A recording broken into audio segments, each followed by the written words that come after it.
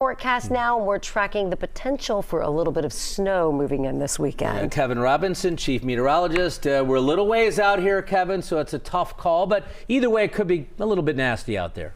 Yeah, I think we certainly will see at least probably a few flakes around here as we head into the weekend. Whether or not that amounts to be enough to actually accumulate, that's still very much so up in the air, but it's a kind of a tricky forecast. There's some sneaky details when you really break the system down.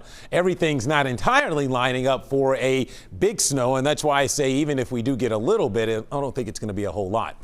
All right, let's talk about the radar right now. Things outside are quiet. We had sun early in the day, but then clouds rolled in. And you may be wondering, does that mean anything's coming from the sky overnight? I really don't see a lot happening overnight tonight. It should be relatively quiet. There is a cold front, though, or at least a cool front, because it's going to bring in reinforcements of chilly air for our Thursday, whereas today we managed to sneak our way into the low 40s for highs.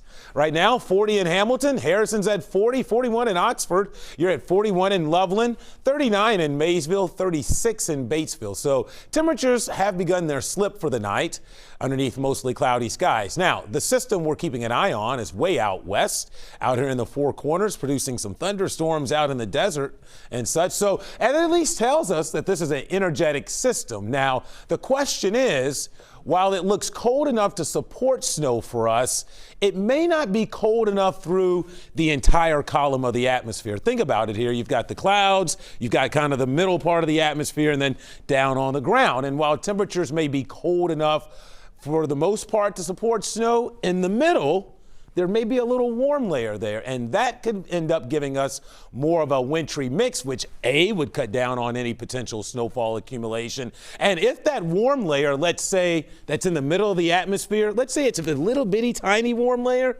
then it may not have much of an impact and you can still get some snow. But if it's big enough, you could end up with mostly mix and rain, and that would rob us of any real snow potential. Now, that would be Friday night into early Saturday morning for us.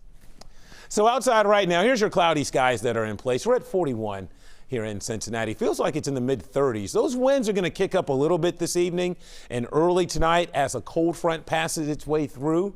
But as you'll see here, not much is going to accompany that front. It will get down into the 20s by morning.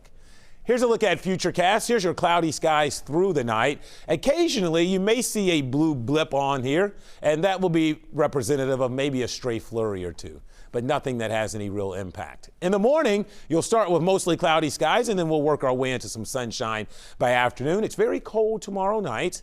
And then on Friday looks like a nice day, mostly sunny and in the 40s. That system won't arrive until after midnight Friday night into early Saturday morning.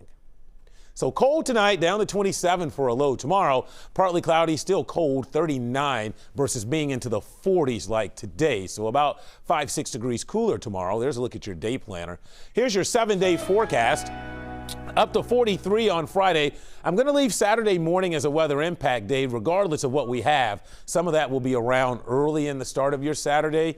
And then it looks like a mix of rain and snow showers in here on Sunday. But when I look at these temperatures, the first thing I say to myself is that it's not very cold, and that's a problem when you're looking for big accumulations of snow for us. And here's a look at the rest of the 7-day. Early next week, we could get to 50 with some rain and wind in here with another big storm on Tuesday.